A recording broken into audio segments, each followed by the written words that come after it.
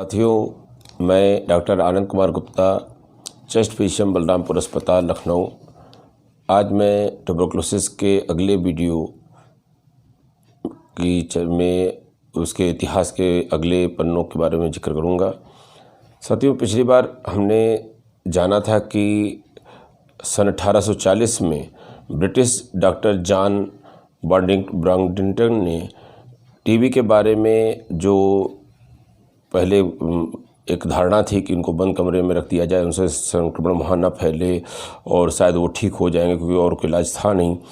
उन्होंने बतलाया कि ये थ्योरी गलत है और उनको खुली हवा, व्यायाम व पौष्टिक आहार की वकालत किया और इस तरह से जो नया इलाज का आयाम आया, ये सैनिटोरियम के कॉन्सेप्ट का आधार बना। और हरमन ब्रेहमर साहब थे जिनको टीबी हुई, वो हिमालयन की रेंज में गए और अपने को ठीक किया। उन्होंने और शोध किया। फिर 1854 में उन्होंने पहले सैनिटोरियम की स्थापना की सिलेसिया की पहाड़ियों में, गोबर्सडॉर्फ नामक जगह पर। और ये जो सिलेसिया है ये आज का पोलैंड है। टीबी मानव जाति की जानकारी में आई जो सबसे पुरानी बीमारियों में से एक है। और ये सैनिटोरियम है या प्री एंटीबायोटिक एरा है या सैनिटोरियम का एरा है, उस दौरान चूँकि और इलाज नहीं थे तो भी लोगों ने इलाज करने की कोशिशें की और कुछ विशिष्ट इलाज की तकनीकें खोजी जिसमें सर्जरी का भी रोल आया। आज मैं इन्हीं पुराने इलाजों के बारे में चर्चा करूंगा।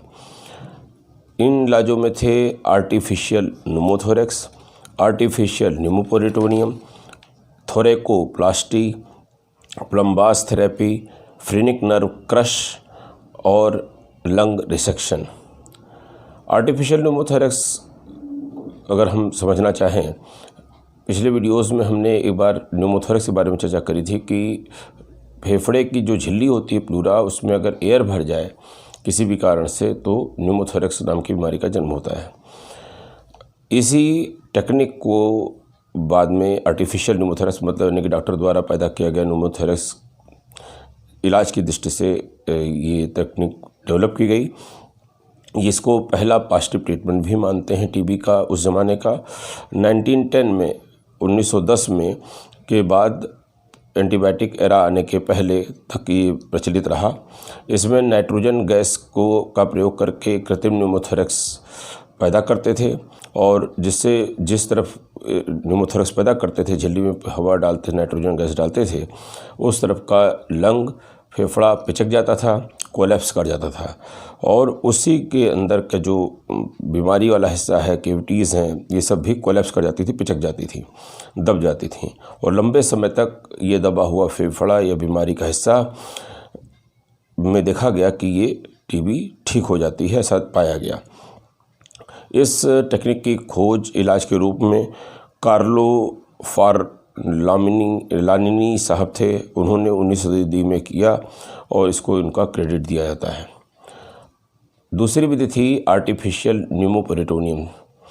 इसमें पेट की झिल्ली जिसे पेरिटोनियम कहते हैं, उसमें अगर एयर भर करके इलाज किया जाए तो उसको न्यूमोपेरिटोनियम कहा गया।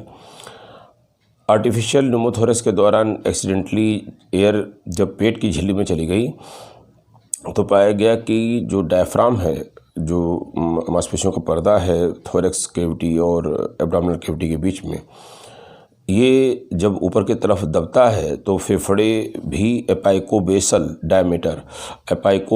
डायमीटर में दबते हैं, मतलब लंबाई में छोटे हो जाते हैं। और इनसे क्या होता है कि जो स्थिति पैदा होती है वो लंग को हील करने में, लंग की जो ट्यूबरकुलोसिस है उसको हील करने की स्थिति पैदा करती है। इसमें वो स्थितियां पैदा होती हैं कि लंग के कोलैप्स होने से कि घाव भर सके, जैसे आर्टिफिशियल न्यूमोथोरेक्स में हो रहा था। और इसके अंदर क्या करते थे कि जो आर्टिफिशियल न्यूमोथोरेक्स का उपयोग तब करते थे जब दोनों तरफ फेफड़े में घाव हो, तो दोनों तरफ के फेफड़े डायफ्राम के उठने से दब जाते थे।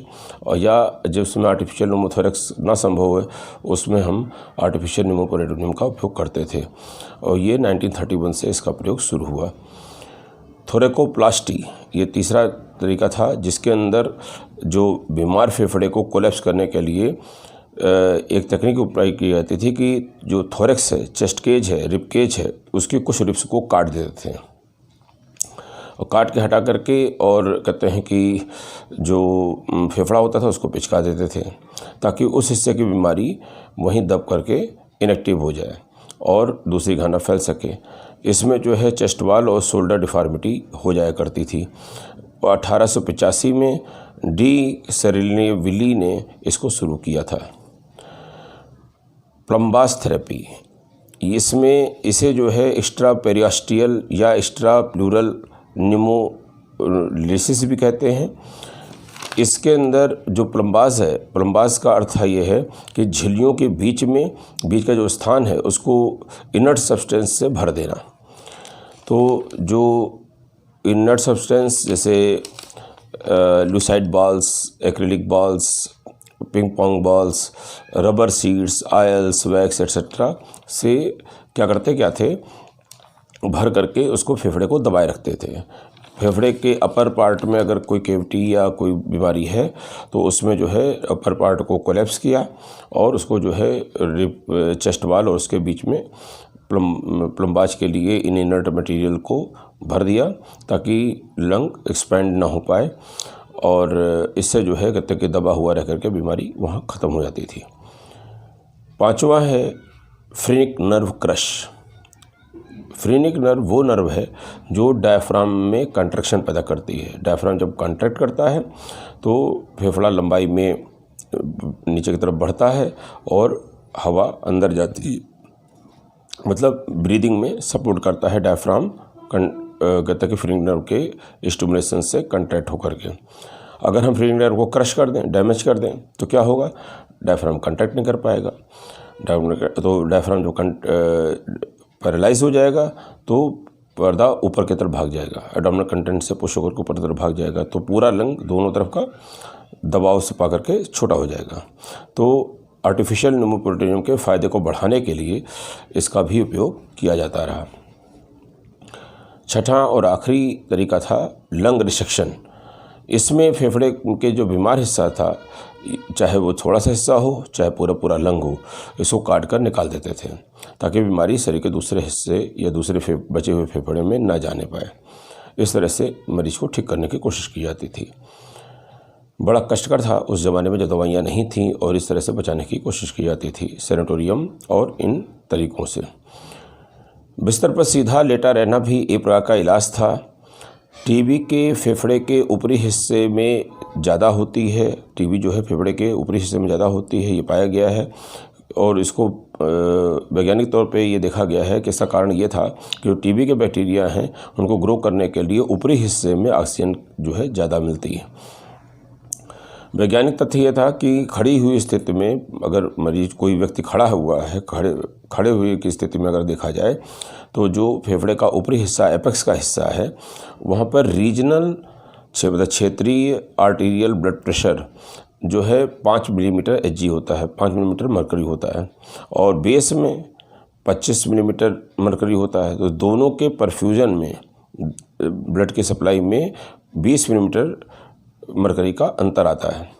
वहीं अगर सांस निकाली हुई अवस्था में, एक्सपायरेशन की अवस्था में, अगर एल्वोलाई में एयर का प्रेशर देखा जाए तो ऊपर हो या नीचे हमेशा, मतलब जो गत्ते की वेंटिलेशन है वो समान होता है। तो इसका मतलब क्या हुआ कि एपेक्स में वेंटिलेशन परफ्यूजन रेशियो हाई होता है देन बेस में जो है वेंटिलेशन परफ्यूजन रेशियो कम होता है।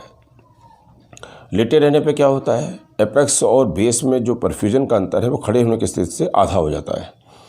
अर्थात लेटे रहने की स्थिति में टीबी के बैक्टीरिया को एपेक्स में ग्रो करने के लिए ऑक्सीजन की मात्रा खड़े रहने के मुकाबले कम मिलती है। तो कहते हैं कि जो टीबी का बैक्टीरिया है उतनी से ग्रो नहीं कर पाता है, और जो भी आपने रेस्ट, अच्छी वायु, न्यूट्रिशन, इम्यूनिटी को स्ट्रांग करने के लिए या सपोर्टिव थेरेपी कोई और दी गई, तो इन सब को मिला करके लेटे रहने की स्थिति में खड़े होने की स्थिति के मुकाबले ज़्यादा ठीक होने की चांसेस देखे गए। सन 1761 में लियोपोल्ड आर्नबर्गर नाम के एक ऑस्ट्रियन फिजिशियन हुआ करते थे, जिन्होंने परकशन मेथड से की खोज कर ली। परकशन मेथड वो है, जैसे हम लोग जब घड़ा खरीदते हैं मिट्टी का, तो हम लोग उसको उंगली से स्ट्रोक करके देखते हैं कि इसकी आवाज़ के अंतर से कहीं हम इसमें क्रैक तो नहीं है। उसकी आवाज़ में अंतर हम लोग को ट्यून्ड होते हैं कि अगर उसमें क्रैक नहीं है तो इस तरह का खन खन की आवाज़ आएगी, अगर होगा तो इसमें इस तरह की आवाज़ आएगी। या कोई आध भरा बर्तन का बर्तन है और हमको देखने लगे, जब पता लगा जाए किस लेवल तक भरा हुआ है, तो अगर हम नीचे से ऊपर की तरफ परकस करें तो भरे तक की आवाज़ कुछ और होगी, और जहाँ जिस स्तर के ऊपर खाली बर्तन होगा उसकी आवाज़ बदल जाएगी। इसका उपयोग हम आज भी पेट और कहते हैं कि छाती के रोगों में, विभिन्न रोगों को खोजने में करते हैं, आज भी करते हैं। इसको परकशन मेथड कहते हैं। सन 1819 में लेनेक नाम के वैज्ञानिक ने स्टेथोस्कोप, जिसको हम लोग आमतौर पे आला भी बोल देते हैं, का आविष्कार किया था।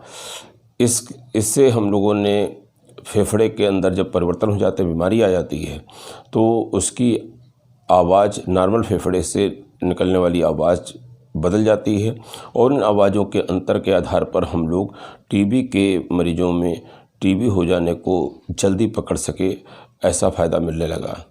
आज हम इससे दिल की बीमारी और भी बहुत सी बीमारियों का डिटेक्शन की की उनके बारे में जानकारी आज हम स्टेथोस से करते हैं, और आज ये स्टेथोस्कोप हम डॉक्टरों की बड़ी पहचान के रूप में है। सन 1882 में हम लोग बात करते रहे, कहते हैं कि ये संक्रमण जनित लगता है, लेकिन अभी तक हम लोगों ने इसे कारक बैक्टीरिया या वायरस किसी चीज़ की खोज नहीं कर पाए थे। और सन 1882 में जर्मन फिजिशियन और माइक्रोबायोलॉजिस्ट रॉबर्ट कॉक ने 24 मार्च को बर्लिन फिजियोलॉजिकल जो सोसाइटी थी उसमें बताया कि ट्यूबरकुलोसिस की बीमारी का कारक एक जीवाणु है, और कहते हैं कि इसके बारे में उन्होंने पूरी अपनी जानकारी दी।